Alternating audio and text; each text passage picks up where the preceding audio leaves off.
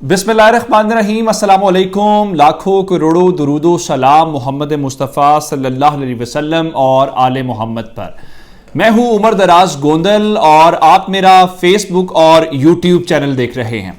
नाज़रीन, आखिर ऐसा क्या होने वाला है कि जो पाकिस्तान का वज़ीर आज़म हाउस है उसके दरमियान और पाकिस्तान की फौज का जो हेडक्वार्टर GHQ है उसके दरमियान रात को राबते हुए हैं और ये कॉल्स कुछ हुई हैं। आखिर पिछले चंद घंटों के दरमियान ऐसी क्या हलचल हुई है जिसके बाद ये सारी सूरत हाल जो है वो हमें बदलती हुई दिखाई दे रही है। और उसके बाद जो इंपॉर्टेंट बात है कि इस सारी सिचुएशन के दौरान जो इमरान खान हैं वो एक अहम खिलाड़ी हैं और इमरान खान ने ऐसा क्या मैसेज कन्वे किया है जो अफवाज पाकिस्तान के नाम है और बिलखुसूस जो पाक फौज के सरबराह जनरल कमर जावेद बाजवा हैं उनसे रेलेवेंट है।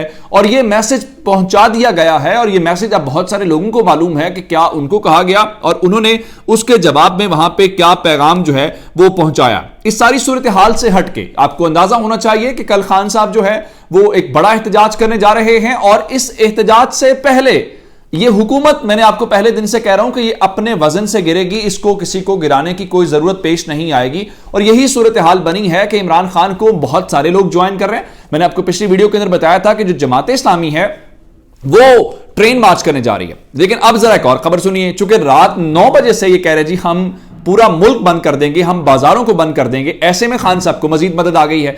लेकिन इससे बड़ी खबर आपको एक और देना चाहता हूं और खबर यह है चूंकि ये आजकल जरदारी साहब के साथ मिलकर हुकूमत कर रहे हैं और ऐसे में जरदारी साहब जो हैं वो लाहौर के अंदर बैठे हुए हैं और जरदारी साहब ने वहां पे मोर्चा संभाल लिया है। और जरदारी साहब जब लाहौर के अंदर आते हैं तो उसका मतलब ये होता है कि शरीफ खानदान की मुश्किलात शुरू हो गई हैं। अब उन्होंने क्या कहा है और क्या उन्होंने मजीद ऐलान किया है ये तफसीलात आपके सामने रखेंगे। लेकिन अगर आपने अभी तक चैनल सब्सक्राइब नहीं किया और आप चाहते हैं कि आपको मुस्तनद और बरवक्त खबरें मिलती रहें तो हमारा चैनल सब्सक्राइब कर लीजिए, बेल आइकन के ऊपर क्लिक कर लीजिए ताकि हमारी आइंदा आने वाली वीडियोस बर वक्त आप तक पहुंच रहे। मैं सियासी मामलात बताने से पहले आपके सामने ये एक जर्मन इदारा है DW, उसकी रिपोर्ट मेरे सामने पड़ी है और मैं DW की खबर से आपको शुरू करना चाहता हूं। आपको अंदाजा होगा कि हम अंदरूनी लड़ाई के अंदर और हम इस किस्म के मामलात के अंदर पाकिस्तान का कितना ज्यादा नुकसान कर रहे हैं और हम असल चीज से हट रहे हैं जिसके ऊपर हम काम कर सकते हैं। खबर क्या है? गुज़श्ता 20 दिनों में रूसी कोयले और उससे मुतल्लिका मसनूआत की खरीदारी में 6 गुना इजाफा हो गया है। जराए के मुताबिक रूसी ताजिर आलमी मंडी के मुकाबले में भारत को 30% रियायत के ऊपर कोयला बेच रहे हैं क्योंकि भारत की सीमेंट और स्टील बनाने वाली कंपनियां ये कोयला खरीद रही हैं। अब आप ये कहेंगे इस खबर के साथ, इस सारी वीडियो के साथ क्या ताल्लुक है? आपको अंदाजा होना चाहिए, खान साहब बार बार हर जलसे के अंदर कहते हैं कि वो तैयार थे। किसके साथ तैयार थे? रशिया के साथ तैयार थे वहां पे रियायती निर्खों के ऊपर पेट्रोल खरीदने के हवाले से। उनके मुताबिक उनकी हुकूमत को गिरा दिया गया और उनकी हुकूमत गिराने की वजह से ये जो महंगाई है, ये जो पेट्रोलियम मसनूआत की कीमतें हैं ये ऊपर जा रही हैं। जैसे कि आज 8 रुपए फी यूनिट जो बिजली है वो महंगी की गई है। अब आप कहेंगे मैं मजीद इसको कैसे रिलेट कर रहा हूं? खबर सुन लीजिए कि मैंने आपको ये खबर काफी दिन पहले दी थी कि 7 से 10 के दरमियान इन्होंने कहा कि हम जो कमर्शियल फीडर्स हैं, यानी जो आपके बाजार जहां से बिजली लेते हैं, हम उस बिजली को बंद कर देंगे। आज पंजाब के अंदर भी इन्होंने यही खेल खेला है। लेकिन यहां पे सूरत हाल इस वक्त यह है कि जो ऑल पाकिस्तान अंजुमन ताजुरान है और कौमी ताजिर इत्तेहाद ने पंजाब के बाजार 9 बजे बंद करने का फैसला मुस्तरद कर दिया है और साथ ही हड़ताल करने का बता दिया। अब ये क्यों कर रहे हैं? ये इसलिए कर रहे हैं कि ये हुकूमत से मैनेजमेंट नहीं हो पा रही, IPPs को पैसे नहीं दे रहे। ऐसा तो नहीं है ना, पिछली हुकूमत जो है वो बिजली अपने साथ ले गई। इन सारी चीजों का सिनेरियो आपको समझ आ रहा होगा कि हम स्टैंड नहीं ले पा रहे, इस वजह से भारत हमसे ज्यादा बेहतर फैसले कर पा रहा है और वो फायदा उठा रहा है। ये हम इन झगड़ों के ऊपर जो है वो किए हैं। अब जरा एक और खबर जो मैं असल में आपको बता रहा हूं कि जो घंटियां बजी हैं, मैंने आपको खबर दी थी इजाजुल हक साहब वाली मुलाकात की। मैंने आपको इसके अलावा भी कहा था कि कुछ मुलाकातें बनी गाला के अंदर हो रही हैं और बनी गाला वाली मुलाकातों के दौरान पैचअप करने की कोशिश की जा रही है। पैचअप क्या है? कल इतवार का रोज है, इतवार के रोज खान साहब ने मुल्कगीर एहतजाज की कॉल दी हुई है और कल तो ऐसा कोई धरना भी नहीं है जिस पे आप हुकूमत रोकेगी और तहरीक इंसाफ की जो तंजीम है वो उसकी भरपूर तैयारी कर रही है और लोग वैसे तंग हैं पेट्रोल की वजह से, बिजली है नहीं है, तो सबको अंदाजा है कि कल बहुत बड़ा एहतजाज होने वाला है। اس احتجاج کی وجہ سے اب ان کے درمیان ان کو سب کو پریشانی بنی ہوئی ہے کہ خان صاحب کو مینج کریں, کوئی درمیانی راستہ نکالیں, لیکن بات بنی نہیں ہے. اب اس حوالے سے سب سے زیادہ پریشانی کہاں پہ ہے؟ ایک تو یہ کہ وہاں جو میسج کو کنوے ہو رہا ہے تو اس کے اوپر بھی وزیر اعظم ہاؤس کے اندر پریشانی ہے, کیونکہ نجم سیٹھی صاحب یہ فرما رہے ہیں کہ دیکھیں نواز شریف اور یعنی اسٹیبلشمنٹ اور شریف خاندان عمران خان کی مخالفت میں قریب آ گئے ہیں اور خان صاحب اور فوج کے درمیان مزید فاصلہ ہو گیا. یہ ان کی خواہش ہے, ان جمہوریت پسندوں کی. اب اس ساری صورتحال کو لے کے میں جو آپ کو خبر دینا چاہتا ہوں وہ یہ ہے کہ فیکٹرف کا بہانہ بنا کے اس ساری صورتحال کو لے کے شہباز شریف صاحب دوبارہ سے, جس طرح وہ سیل والی بات میں نے آپ کو بتائی تھی, اس طرح سے آپ جنرل باجوہ کے ساتھ کمیونیکیٹ کرنے کی کوشش کر رہے ہیں. مسئلہ یہ ہے کہ بات چیت ہو, باہر جیسٹر یہ جائے کہ پرائم منسٹر اور آرمی چیف ایک پیج کے اوپر ہیں, خان صاحب اپنی امیدیں توڑ دیں, کچھ حال نہیں ہو سکتا. بھائی اگر سب کچھ اتنا ہی اچھا ہے تو یہ میل ملاقاتیں کیوں نہیں ہوتی,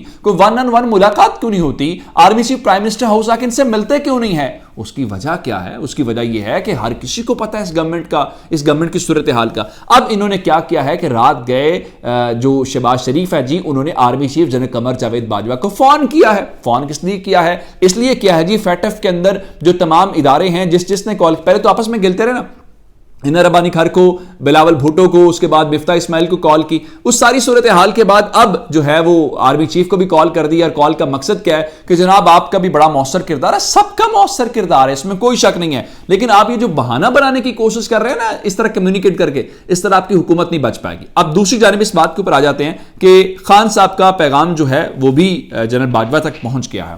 پیغام کیا ہے؟ خان صاحب کو منایا جا رہا ہے, خان صاحب کو باتیں کی جا رہی ہے فوج کے حوالے سے.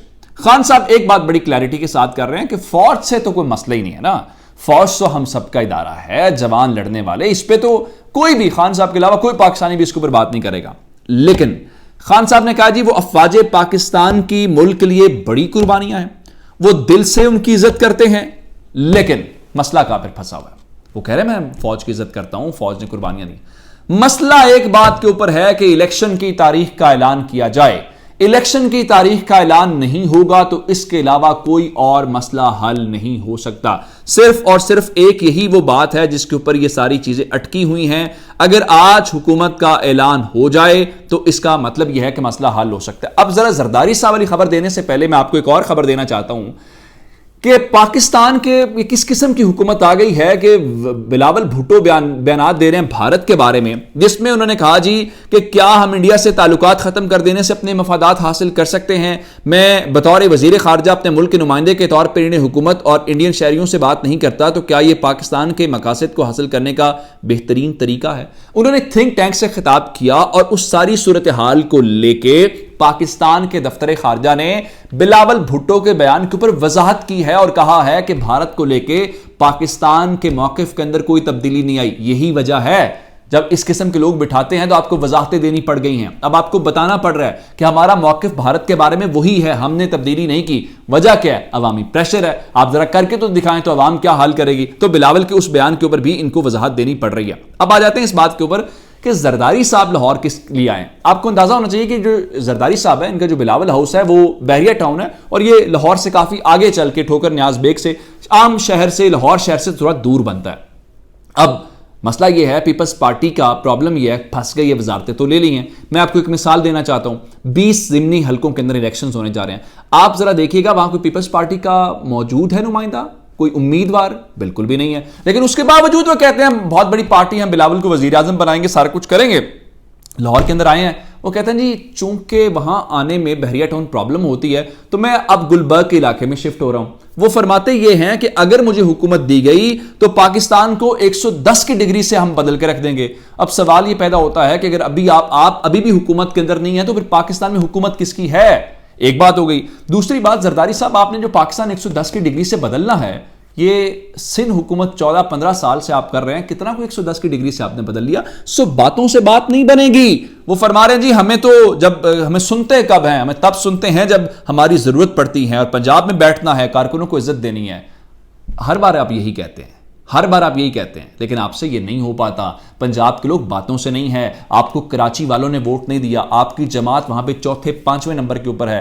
5.25 لاکھ کا حلقہ تھا جس کے اندر آپ کی جماعت کے کوئی 5-6 ہزار ووٹ ہے. زرداری صاحب آپ یہاں نہ بیٹھے، کراچی میں بیٹھے، کراچی کے لوگوں کے مسائل حل کریں. پنجاب کے لوگ اس طرح سے آپ کی باتوں میں آنے والے